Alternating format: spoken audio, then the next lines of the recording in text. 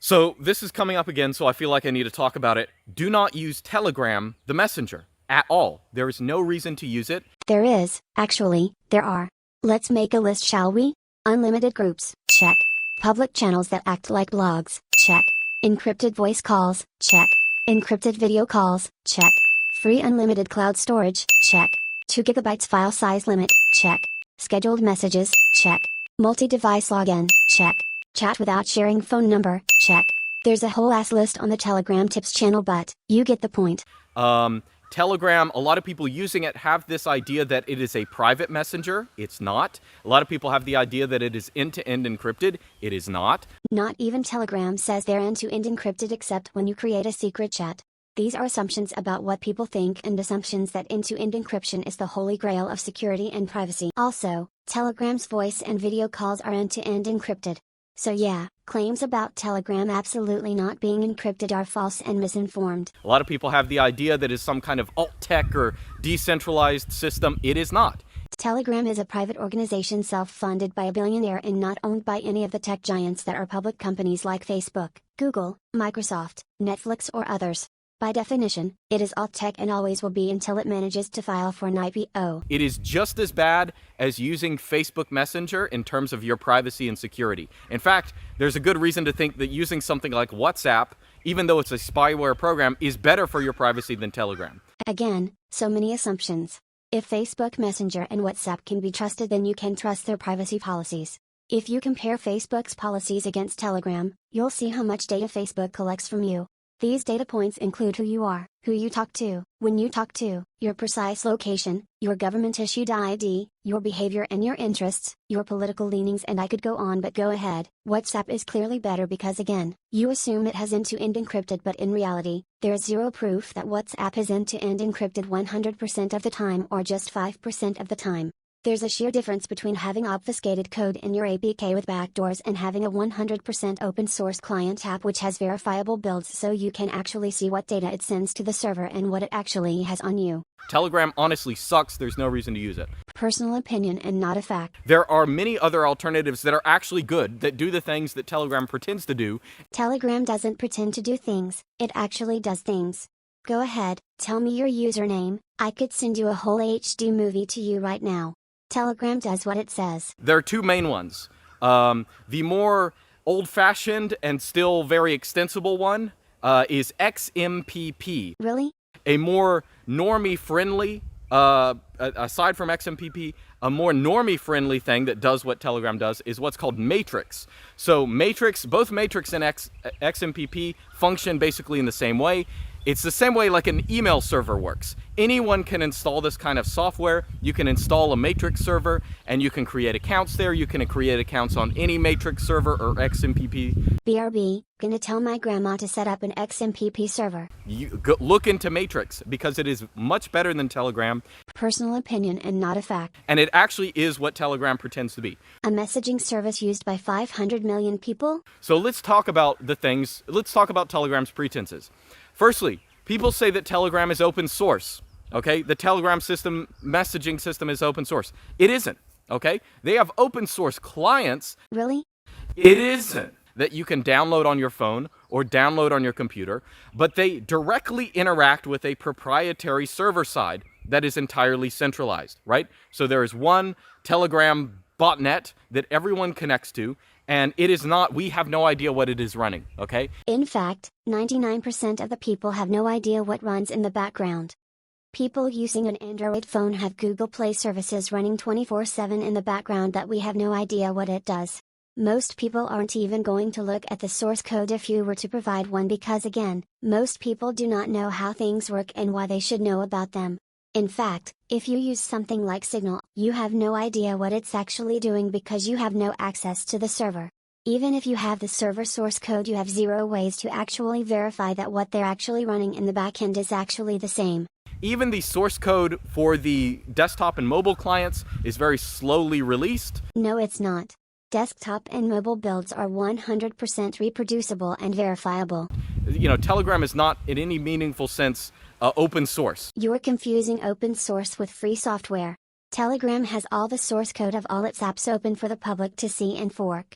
It is by definition what open source is. It is not an open source system because the server side, we don't know what it's doing. Again, even if they had the server code public, you still wouldn't know what's actually going on in the server because again, it cannot be accessed by anybody but the owners. Secondly, Telegram is absolutely not end-to-end encrypted. Your messages, all your group messages, are totally readable by Telegram. And basically all of your private messages are readable by Telegram.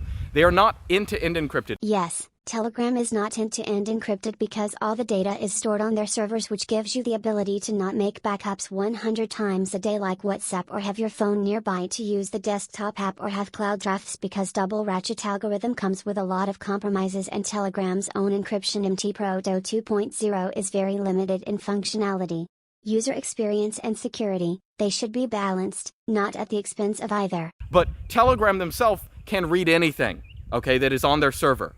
There is no message you send over there that is going to be private. Assuming that Telegram does not encrypt any messages stored on their servers, which they do if you're to believe their FAQ, they still mention that their private key is stored split in multiple locations, so even if a Telegram employee got access to one server, they wouldn't be able to decrypt any single message because the key itself is not stored in one location. Now some people say, well, Telegram does have this ability to have end-to-end encrypted chats.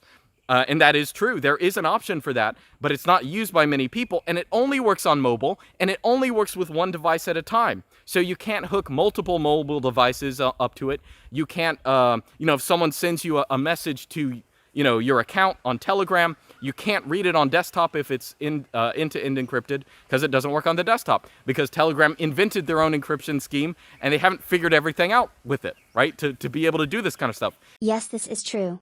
Telegram's MT Proto algorithm, even though it has now been audited and verified, does not have as many features as the cloud chats, but if you do worry about Telegram combining all the private key sections and going out of their way to specifically find your chats about taco recipes from one of the god knows how many servers, you should consider using secret chats that even come with self-destruct functionality. Thirdly, I agree. Telegram is it's not really open source in any meaningful sense. Already debunked. It's not encrypted in any meaningful sense. False, if you consider secret chats and cloud encryption. And it's also not a good alternative alt-tech company because it's just a centralized system. You're confusing alt-tech with decentralization. People will say, Telegram is used by dissidents in Russia or Iran or something like that. And if that's the case, I pity those people because they are stupid. If my mom is stupid for not knowing how to set up an XMPP server, better be stupid than insecure. And maybe Telegram has had run-ins with the Russian government. And they haven't given the decryption keys to the Russian government or something like that. But I would rather use a messaging service where I don't have to trust anyone. Yes, because you're you, Luke. My friends, my family aren't you. Even your friends and family aren't you. At the end of the day, they are trusting something with their data, and it's preferred to not put all your eggs in one basket. But if they're powering a monopoly like Facebook that has interfered with election, literally ran psychological experiments on its users without knowing, has sold information to God knows who, and is constantly exploiting its users for its own benefits, it is far better to use an app like Telegram, which doesn't do anything horrible like that and actually has gone great lengths to protect its user data. I trust Telegram because blah, blah, blah. No, screw that. You shouldn't be trusting anyone who is designing software. You should be using software that is trustless. You don't have to rely on people. If everybody was like that, we would have a million different apps with a million different servers, but that's not real, is it? Empowering people is fine, but ridiculing them because they're not smart enough to write their own applications or set up their own servers is arrogance. It's like climbing a mountain, just to cook ramen noodles. And that is what upsets me about this Telegram stuff. I did a video on this last year, but it keeps coming up.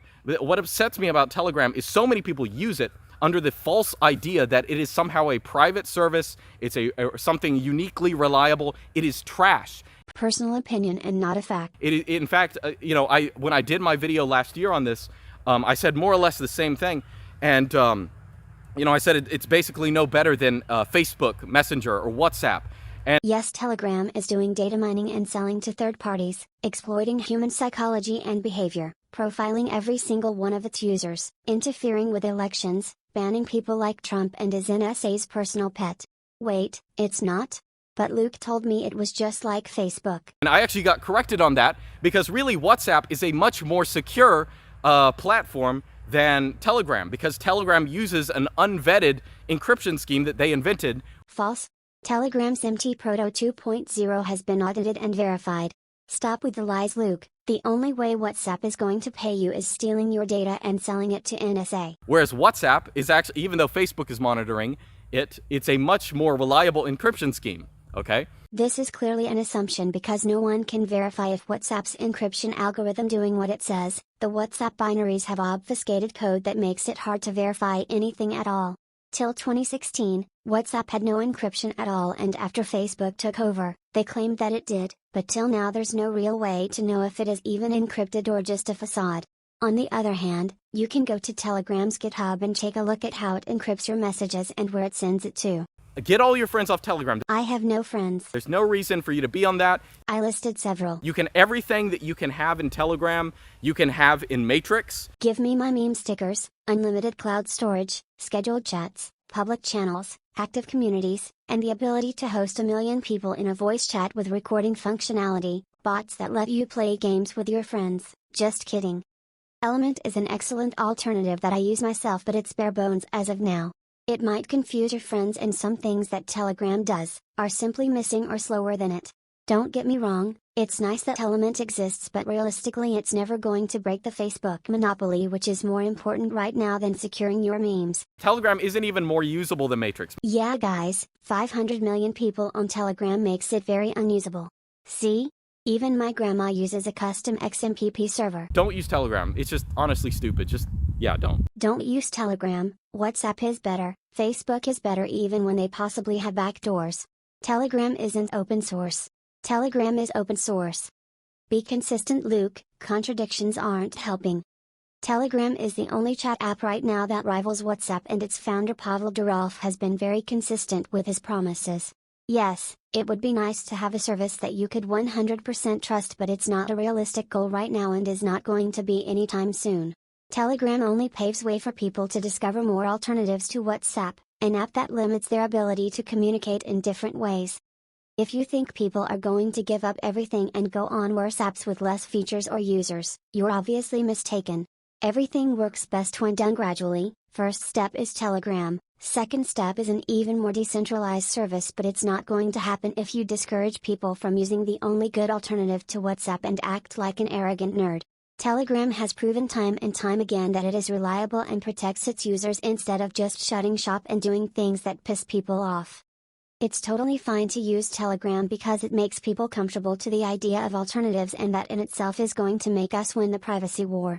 Facebook is a horrible company with horrible practices. It's the only thing that's making the digital dystopia real than ever, and if Telegram is getting people off Facebook or even making them spend less time on it, it's already a win in my eyes.